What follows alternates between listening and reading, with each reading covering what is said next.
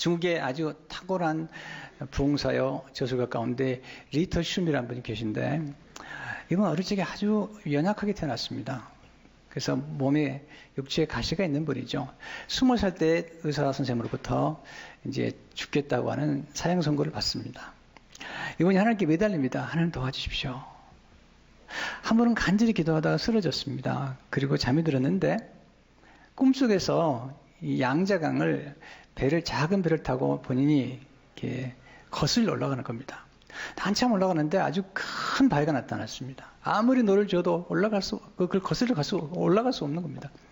근데 하나님께 기도합니다. 하나님, 저 바위 좀 치워주세요. 하나님께서 리더십 목사님께 묻습니다. 청년이 되죠.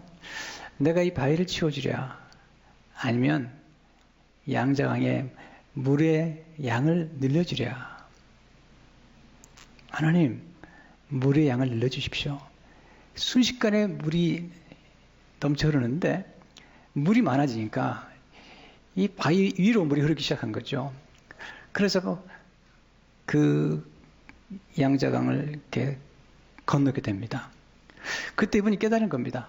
이 문제가 아니구나. 이 넘치는 하나님의 성령의 생수의 강이 흘러 넘치게 되면 이건 바위가 문제가 아닌 거죠. 여러분, 수영을 못하는 분들에게 물은 두려움이지만 수영을 잘하는 분들에게 물은 즐거움이 되는 거예요. 문제가 해결할 수 있는 지혜와 능력이 있는 사람에게는 문제를 풀어주는 것이 너무 재밌는 거예요. 여러분, 학교 가면 지식의 문제를 풀어주는 거고, 병원에 가면 의사 선생님께서 병의 문제를 풀어주는 거고요. 여러분, 문제를 풀어준다는 건 굉장히 재밌는 거예요. 컨설팅 하는 분들 보면 사업의 문제도 풀어주거든요. 어떤 분은 사업이 잘 안 되는데 누가 도와주면, 아이디어를 주면요, 순식간에 달라지는 거예요. 문제는 문제가 아닙니다. 문제를 보는 시각과 함께 그 문제를 능히 감당할 수 있는 능력과 지혜와 은혜가 필요한데, 하나님께서 우리들에게 엄청난 은혜와 지혜를 약속하셨고, 그것을 도와주는 분이 성령이신데, 우리가 과연 성령을 얼마나 알고 있는지 이게 궁금한 거죠. 교회를 다니지만. 그래서 우리가 성령의 은혜를 깨달으려면 첫째로 성령님의 은혜를 받기 위해서는 먼저 성령님에 대해서 배우는 것이 중요한 것입니다. 여러분, 교회에 오시면 하나님을 배워야 됩니다. 하나님을 알고 경험해야 됩니다. 이것은요, 디멘션이 다릅니다. 이건 차원이 다른 거예요. 여러분, 교회 와가지고 말씀 들으면서 아하라는 이 깨달음이라는 것은 이 불쾌하면서 유쾌함으로 가는 차원일 뿐만 아니라 새로운 디멘션으로 들어가는 거예요. 때문에 하나님을 아는 게 가장 중요한 것입니다. 근데 성경에서 보여주는 것은 하나님은 삼위일체 하나님이시라는 거예요. 성부 하나님이 계시고요, 분명히 계시고요, 성자 예수님이 분명히 계시고요, 그리고 성령 하나님이 계시다는 거예요. 근데 이 성부, 성자, 성령 하나님이 신비롭게도 하나라는 거예요. 그럼 이 하나라는 뜻이 뭐냐는 거예요. 같다, 동질이라는 뜻인 거죠. 예수님께서 유대인들과 논쟁하는 중에 나와 아버지는 하나다, 요한복음 10장 30절을 보게 되면 나와 아버지는 하나이라 하신데, 이 하나란 말이 원이란 뜻은 same이란 뜻이에요. 같다는 뜻이죠.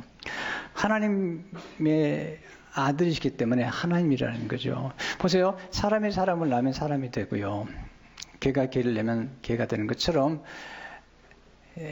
이건 낳는 거죠. C.S. 루이스가 유명한 변증론자일 뿐만 아니라 영문학자입니다. 이번에 쓴 책 가운데 순전한 기독교라는 책에 보면 예수님에 대해서 얘기하면서 이렇게 얘기하고 있습니다. 여러분이 낳는 것은 여러분과 같은 종류에 속한 것입니다. 즉, 사람은 사람의 아이를 낳고 비버는 비버 새끼를 낳으며 새는 새 새끼로 부활될 알을 낳습니다. 하나님은 하나님을 낳습니다. 사람의 사람을 낳듯이 말입니다. 그래 계속 이렇게 말합니다. 하나님은 그리스도를 낳으시지만 사람은 만드십니다. 사람도 마찬가지예요. 사람도 사람을 낳지 사람을 만들 수는 없는 거죠. 물건을 만들죠.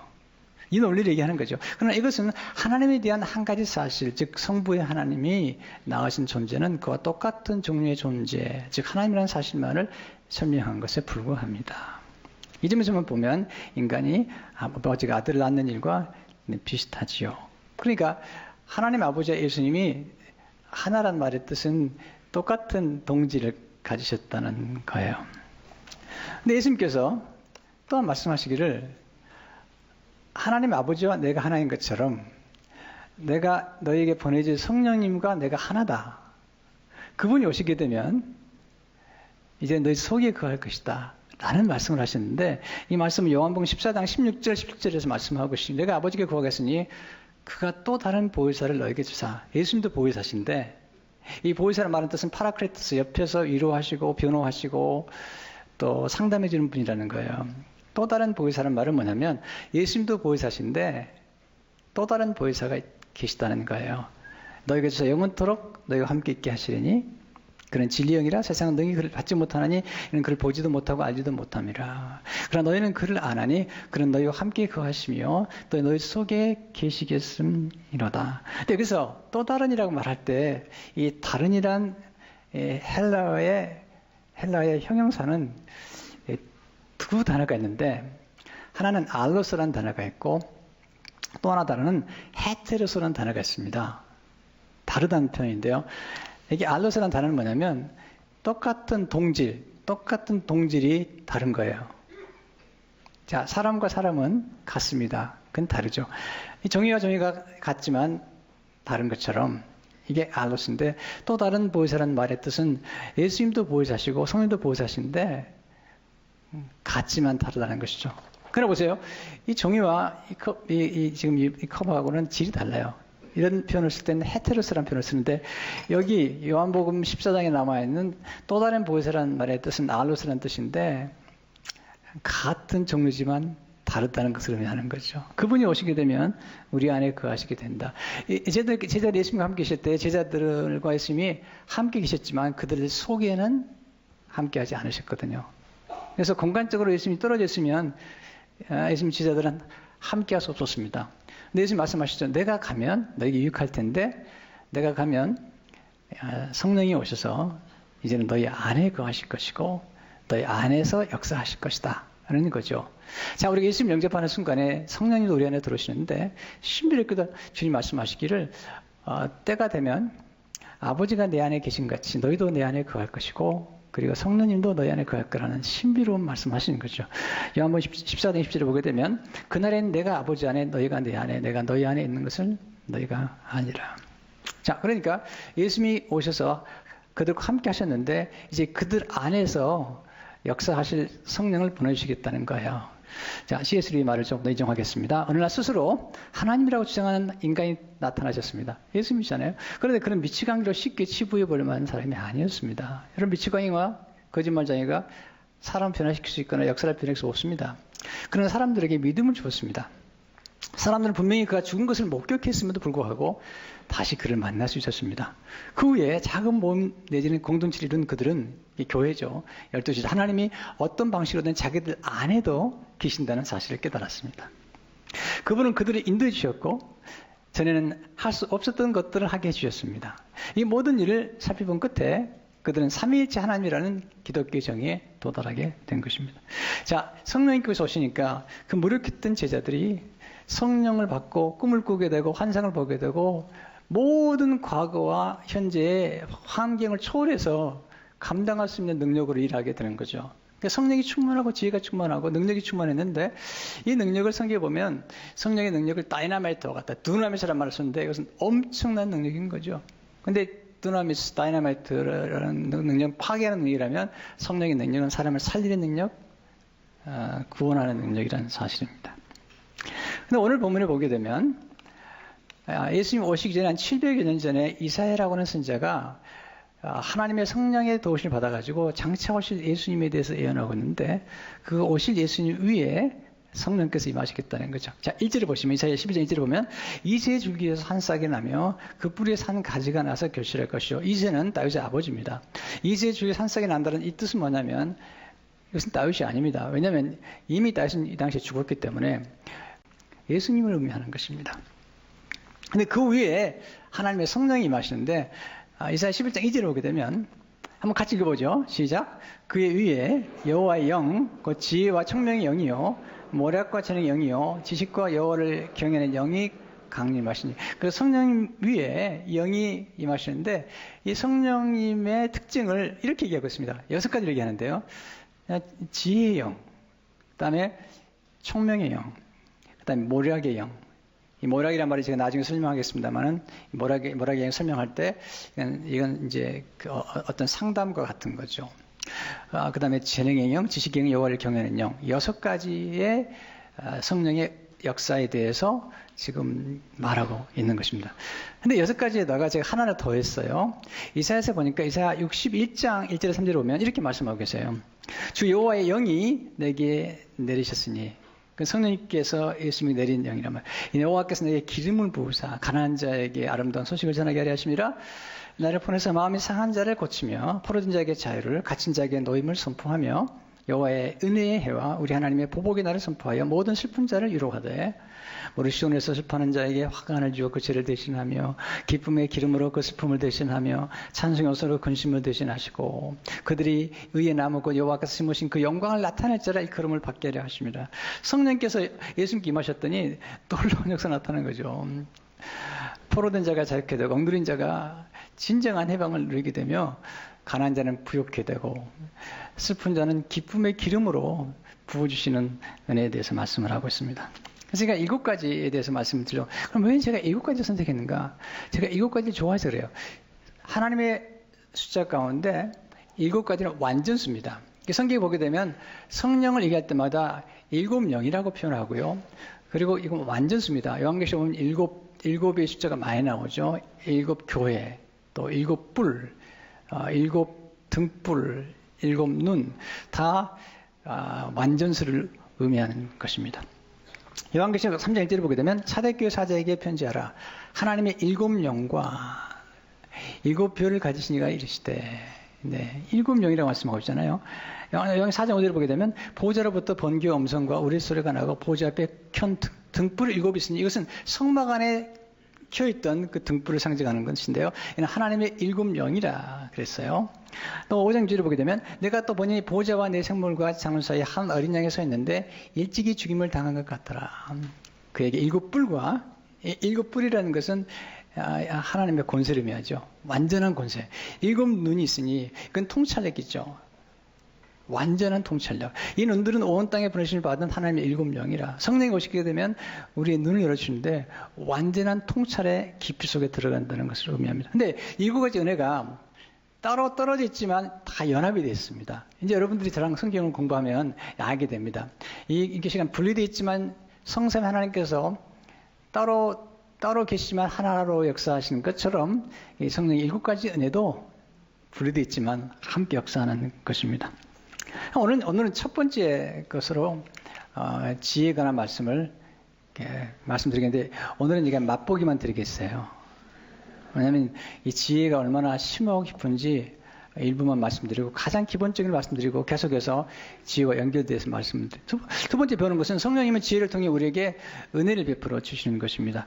이사야 11장 2절을 보게 되면 그의 위에 여호와 영 곧 지혜라는 말을 씁니다. 그의 위는 누구냐면 예수님인데 예수님이 놀라운 사실은요. 어릴 적부터 지혜가 충만했다는 거죠. 누가복음 2장 40절을 보게 되면 아기가 자라며 강하여지고 지혜가 충만하며 하나님 은혜가 그의 위에 있더라. 52절을 보게 되면 예수는 지혜와 키가 자라가며 하나님과 사람에게 더욱 사랑스러워 가시더라. 그래서 우리가 지혜의 두 가지 특징을 배우는데 지혜도 점점점 많아진다는 거예요. 또 지혜도 점점 잘한다는 겁니다. 제가 처음 목회 시작했을 때 저는 지혜가 부족했습니다. 그래서 한 40명, 50명도 감당하기 어려웠습니다. 그때 참석했던 분들 가운데 대단한 분이 많았습니다. 저를 너무너무 어렵게 해서 훌륭하게 만드는 분들이 많았습니다. 감당하기 어려운 거죠. 50명도 감당하기 어려운데. 근데 제가 지혜가 점점 충만해지고 성령님을 의지하면서 지혜가 자라기 시작했습니다. 그 뒤로는요, 수천 명 성도를 섬기는데도 이렇게 감당할 수 있는 하나님의 은혜가 임했는데, 제가 지혜가 점점 충만해지고 자란 것이 때문이죠. 그러면 지혜에 대해서 공부할 때 제일 중요한 게 뭘까? 실제로 지혜의 근본은 하나님을 경외하는 데 있다는 거예요. 이게 중요해요. 근본이 뭐냐는 거예요. 지혜의 근본. 그래서 잠언 9장 10절을 보게 되면 여호와를 경외하는 것이 지혜의 근본이요 거룩하신 자를 아는 것이 명철이니라. 하나님 경외하는 게 뭘까? 이건 예배를 의미하는 건데요. 예수님께서 성령을 받으시고 그 특징이 이사야 11장 3절에 보면 그가 여호와를 경외함으로 즐거움을 삼는다는 거죠. 하나님을 경외하는 것이 놀라운 즐거움이라는 것. 즉 예배가 큰 즐거움이라는 거예요. 우리는 우리가 예배하는 것 때문에 즐거워합니다. 여러분 야구 좋아하는 분들은요. 야구를 예배합니다. 너무너무 좋아합니다. 즐거워합니다. 네. 안 그래요? 축구 좋아하는 분들은요. 축구를 예배해요. 너무 즐거워하는 겁니다. 우리가 하나님을 정말 경배한다면, 하나님을 정말 누군지 안다면 우리에게 즐거움이 있습니다. 그래서 지혜의 가장 핵심은 경배에 있는 거예요. 자야페카라는 목사님께서 쓴 책에 보면 지혜는 예배라는 거죠. 이렇게 기록하고 있습니다. 경외는 예배 용어다. 경외는 두려움이나 공포가 아니라 공경심과 충성심을 뜻한다. 하나님을 경외하지 않으면 아무리 많은 지식을 쌓더라도 참 지혜에 도달하지 못한다. 참 지혜는 오직 하나님을 존경하며 그분을 경배하는 태도로 지식을 얻고자 할 때만 소유할 수 있다. 더욱이 어리석은 자는 아무것도 배우려고 하지 않는다. 그들은 지혜와 교훈을 무시하기 때문에 무지몽매한 인생을 살아갈 수밖에 없다. 그래서 지혜의 가장 근본은 하나님을 경외하는 것이고요. 하나님을 경외함이 또 나오는데 우선 근본이 하나님을 경외하는 데서 기억해야. 두 번째는 지혜는 하나님 맡긴 사명을 완수하는 능력인데 뭐 지혜를 얻어가지고 떼부자가 되고 그런 걸 위하는 게 아닌데 성경은 반드시 목표가 있는데 지혜는 사명과 관련되어 있다는 거죠. 솔로몬이 하나님의 1000번 일을 드립니다. 하나님 너무 기쁘셔가지고 나타나셨습니다. 내가 내게 무엇을 줄고 역대 1장 7절을 보니까 그날 밤에 하나님이 솔로몬에 나타나 이르시되 그에게 이르시되 내가 내게 무엇을 주랴 너는 구하라 하시니 그때 솔로몬이 구한 게 뭡니까? 1장 10절을 보게 되면 주는 이제 내게 지혜와 지식을 주사 이 백성 앞에서 출입하게 하옵소서. 이렇게 많은 주의 백성을 누가 능히 재판하리까 하니. 여러분 지혜와 지식이 같이 가게 돼 있어요. 분리된 게 아니거든요. 근데 이 지혜와 지식을 왜 구했냐면 하나님이 그게 맡기신 게 왕으로서 다스리게 하는 건데 가장 중요한 것은 공정한 재판이거든요. 쉽게 가면 백성들의 문제를 해결해 주는 것인데 거기에 지혜와 지식이 필요하다. 그 말을 들으신 하나님께서 너무 기뻐하시고 역대하 1장 11절 12절을 보게 되면 하나님 솔로몬이 이르시되 이런 마음이 내게 있어서 부나 재물이나 영광이나 원수의 생명멸하기를 구하지 아니하며 장수도 구하지 아니하고 오직 내가 내게 다스리게 한 내 백성을 재판하기 위하여 지혜와 지식을 구하였으니 그러므로 내가 내게 지혜와 지식을 주고 부와 재물과 영광도 주리니 내 전에 왕들도 이런 일이 없었거니와 내 후에도 이런 일이 없으리라 하시니라. 여러분 지혜와 지식은 밀접한 관계가 있습니다. 지혜에 대한 정의 가운데 가장 중요한 정의는 지혜란 지식을 활용할 수 있는 능력이라는 거죠. 여러분 지식 없으면 어떻게 활용을 합니까? 근데 이 하나님의 사명을 감당하는데 가장 중요한 지혜 중에 하나는 듣는 거라는 거죠. 똑같은 이야기가 열왕기상은 약간 다르게 표현되는데 열왕기상 3장 9절 10절을 보게 되면 누가 주의 이 많은 백성을 재판할 수 있사오리까 듣는 마음을 정해 주사. 주의 백성을 재판해 선악을 분별하게 값서 잘 경청해야만이 분별해서 백성들의 문제를 해결할 수 있다는 거예요. 그랬더니 지혜가 무엇인지를 우리가 알 수 있는데 지혜란 듣는 마음인데요. 이 들어야지 잘 분별할 수 있고 그래서 열왕기상 3장 11절 13절을 보게 되면 이 하나님이 그 얘기를 하시되 내가 이것을 구하도다 자기로야 장수하기를 구하지 아니하며 부도 구하지 아니하며 자기 원수의 생명을 멸하기도 구하지 아니하고 어제 송사를 듣고 분별한 지혜를 구하였으니 내가 내 말대로 하여 내게 지혜롭고 총명한 마음을 주느니 내 앞에도 너와 같은 자가 없었거니와 내 뒤에도 너와 같은 자가 일어나며 없으리라. 내가 또 내게 구하지 아니한 부귀와 영광도 내게 주느니 내 평생의 왕들 중에 너와 같은 자가 없을 것이라. 자, 듣는 마음에서 지혜가 오는데 거기에 지혜와 총명이 있다는 거예요. 이 총명에 대한 말씀은 제가 다음에 드리겠는데요. 이 총명의 총명의 영이 우리한테 임하실 텐데 여러분 듣지 않으면 분별할 수 없습니다. 지혜란 분별력을 의미합니다. 왜 분별이 중요할까요? 지혜란 올바로 선택할 수 있는 능력이 필요한데 그것은 분별만이 가능한 거거든요. 그래서 여러분 한문 가운데요. 이 경청이라고 할 때 청이라는 한문을 자세히 한번 살펴보세요. 집에 가셔서. 놀랍습니다. 그 청이라는 한문 속에는요. 왕자가 들어가 있고요. 듣는 이자가 들어가 있습니다. 쉽게 말하면 이런 거죠. 왕이 되는 사람은 귀를 열어놓고 잘 들어서 백성을 다스려주라는 거예요. 한자 속에는요, 신비롭습니다. 정말 놀라운요, 구속의 비밀이 담겨 있고요. 그 구속이라는 한문 자체도 놀랍고요. 와, 대단한 문자입니다. 하나님께서 문자 속에 담겨 놓는 거죠. 세 번째, 지혜를 얻는 법을 배우는 것이 중요한 지혜로운 것입니다. 어떻게 지혜를 얻을 수 있을까요? 첫째로, 예수님을 영접하고 성령 충만을 받을 때 지혜를 얻게 되죠. 왜냐하면 예수님 안에 모든 지혜와 지식의 보화가 담겨있기 때문이죠. 두 번째, 말씀 속에 담긴 지혜를 배움으로 지혜를 얻게 됩니다. 특별히 잠언, 신약의 산상수훈, 야고보서 정말 지혜로 가득 차 있습니다. 특별히 하나님 말씀 묵상하게 되면 지혜를 얻게 되는데, 그래서 골로새 3장 10절을 보게 되면 그리스도의 말씀이 너희 속에 풍성히 거하여 모든 지혜로 피차 가르치며 권면하고 시와 찬송과 신령한 노래를 부르며 감사하는 마음으로 하나님을 찬양하고, 하나님 말씀 묵상할 때 놀라운 지혜를 얻게 됩니다. 세 번째로, 지혜로운 자와 동행함으로 지혜를 얻게 됩니다. 잠언 13장 20절을 보게 되면 지혜로운 자와 동행하면 지혜롭고 미련한 자와 사귀면 해를 받느니라. 지혜로운 사람들은요, 지혜를 가르쳐줍니다. 사도 바울은 지혜로운 사람이었는데 그는 성도들을 모든 지혜로 가르쳤습니다. 그러므로 그들을 구비시켰습니다. 골로새 1장 28절을 보게 되면 우리가 그를 전파하여 각 사람을 전권하고 모든 지혜로 각 사람을 가르치면 각 사람은 그리스도 안에서 완전한 자로 세우려면, 이 완전하다는 말은 이것은 성숙하다는 뜻도 있지만 구비시키다는 뜻이에요.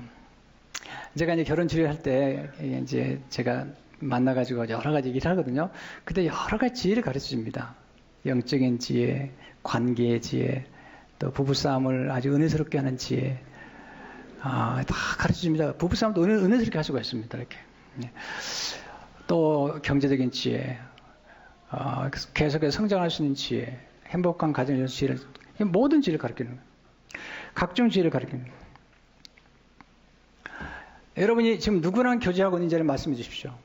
그리고 여러분이 어떤 책을 보고 있는지를 말해주면 여러분의 미래를 제가 예측할 수 있습니다.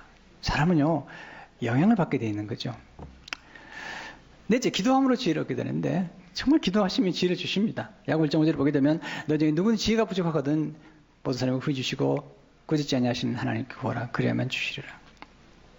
기도하셔야 돼요. 다섯 번째, 지혜를 실천하고 나눌 때 지혜를 얻게 됩니다. 정말요, 배운 것들을 실천하는 거죠. 예수님께서 마태복음 7장 24절을 보게 되면 그러므로 누구든지 나 이 말을 듣고 행하는 자는 그 집을 반석 위에 지은 지혜로운 사람 같으니 행하라는 거죠. 자, 보세요. 여러분이 지식과 지혜를 배웠다면 그것을 나눠야 됩니다. 그리고 실천해 보셔야 됩니다. 그러면 잘 배우게 되어 있습니다. 스티븐 코비가 아주 굉장한 책을 썼는데요. 지금 돌아가셨는데, 그리고 성공한 사람들 7가지 습관이라는 책을 썼는데 이게 엄청난 파장을 일으켰습니다.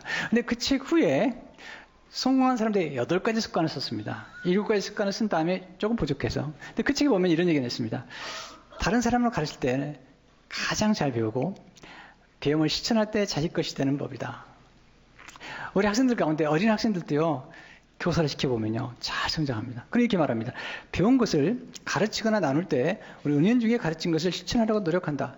자연스럽게 배운 것을 실천하는 마음이 강해진다. 나눔 학습을 심화시키고 실천과 동기를 강화하며 변화를 당연시하고 응원자를 얻는 토대가 된다. 아이들이 학교에서 배운 것을 정기적으로 당신에게 가르치게 해보라. 아이들이 학교에서 오면 뭘 배웠느냐고 물어보면서 동시에 오늘 배운 것을 내게 좀 가르쳐달라고 얘기해보라는 거죠. 그렇게 말합니다. 알고도 행하지 않으면 실제로는 모르는 것이다. 배우고 실천하지 않으면 실제로는 배운 것이 아니다. 이해하고도 적용하지 않으면 실제로는 이해한 것이 아니다. 지식과 지혜를 자기 것으로 만드는 길은 실행과 적용뿐이다. 그러니까 하나님의 말씀을 우리가 배운다 하더라도 이걸 적용할 수 있는 능력이 필요한데 이게 지혜라는 것입니다. 자, 그렇다면 성경에서 하나님의 그 심오하고 깊은 지혜의 클라이막스는 뭘까요? 이건 십자가라는 거죠. 예수 그리스도의 십자가 속에서 하나님의 지혜가 나타나는데 이 사실을 고린도서 1장 23, 24절에서 이렇게 말하죠. 우리는 십자가에 못 박힌 그리스도를 전하니 유대인은 꺼리끼는 것이요 이방인은 미련한 것이로되 지혜를 이방인 미련한 것이로되 오직 부르심을 받은 자들에게는 유대인이나 헬라인이나 그리스도는 하나님의 능력이요 하나님의 지혜니라. 십자가에 돌아가신 그리스도가 십자가가 곧 하나님의 지혜라는 거죠. 무슨 얘기를 하고 있는 거죠? 여러분, 우리 인류에서 가장 심각한 문제는 뭘까요? 돈일까요? 권력일까요?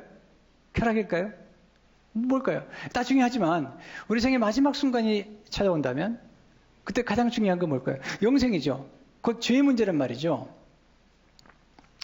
우리는 다 두고 가야 됩니다. 근데 마지막 순간에 이 땅을 떠나게 될 때 가장 중요한 게 뭘까요? 영생이거든요. 용서 안 받은 건데, 자, 성경 말씀하죠. 죄의 삭은 사망이라는 거죠. 죄를 지면 반드시 값을 지불해야 됩니다. 지금도 죄 때문에 얼마나 많은 감옥에 갑니까? 얼마나 많은 경찰이 끌려갑니까? 죄는 값을 지불해야 되는데 하나님의 공의롭기 때문에 죄는 심판하셔야 됩니다. 근데 하나님의 딜레마는 뭐냐면 하나님은 죄는 미워하시지만 하나님은 사랑이 많으셔서 하나님은 긍휼이 많으시고 은혜로우시고 노하기를 더디하시고 인자가 풍부하시기 때문에 죄인을 사랑하실 수밖에 없는 거예요. 이게 딜레마입니다. 하나님의 공의와 하나님의 사랑의 딜레마를 완전히 해결해 주는 것이 십자가입니다. 어떻게?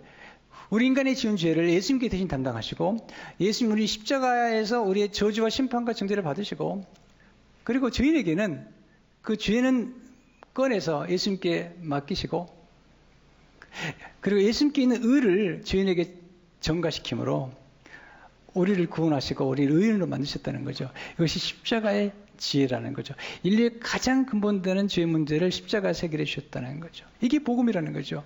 그래서 끝난 게 아니라 복음 안에는 성령의 약속을 주셔서 성령 우리에게 주심으로 우리가 이전에 할 수 없었던 것들을 하게 만들고 깨달을 수 없던 것을 깨닫게 만들고 하나님 무한한 영광을 드러내는 그런 역사를 이룰 수 있도록 도와줬다는 겁니다. 여러분 인생의 문제가 아닙니다. 여러분 양장을 거슬려 갔던 믿어주신 목사님께서 꿈속에서 봤던 환상이잖아요. 갑자기 바위가 나타났는데 바위가 문제가 아니었습니다. 물이 부족한 게 문제였던 거죠. 물이 충만하니까 이게 다 해결되는 거죠. 마찬가지로 우리 인생에서 어디가 아프다는 것은 생명이 부족하다는 겁니다. 그러나 생명이 물밀듯이 들어가면 병만 떠나게 되어 있습니다. 우리가 이제 문제가 아닙니다. 정말 문제를 해결할 지혜와 능력만 있다면 아무것도 문제가 되지 않습니다. 이걸 도와주는 분도 그냥 성령님이신데 이 성령님을 환영해야 됩니다. 여러분 성령 인격자이기 때문에 성령님을 인정하지 않고 환영하지 않으면요 성령님 절대 들어오지 않으십니다. 도둑은 문을 부수고 들어오지만 하나님은 그런 분이 아닙니다. 때문에 우리가 성령님을 환영하고 인정해드리고 그리고 우리 안에 계신 성령님을 예배할 때에 그리고 기도할 때에 성령님께서 놀라울 만큼 은혜를 주시는 것입니다. 그리고 우리가 정말 사모하는 그런 지혜를 주시는데 지혜 속에 모든 게 담겨 잠언 3장 13절 18절을 보게 되면 지혜를 얻은 자와 명철을 얻은 자는 복이 있나니 이는 지혜를 얻는 것이 은을 얻는 것보다 낫고 그에게 정금보다 나음이니라. 지혜는 진주보다 괜히 내가 사모하는 모든 것으로 이에 비교할 수 없도다. 그의 오른손에는 장소가 있고 그의 왼손에는 부위가 있나니 그 길은 즐거운 길이요 그의 지름길은 다 평강이니라. 지혜는 거둔 자에게 생명나무라. 지혜를 가진 자는 복되도다. 이 지혜를 주신 성령을 의지하는 가운데 여러분과 여러분 자녀들이 정말 풍성한 은혜를 누리시기를 축원합니다.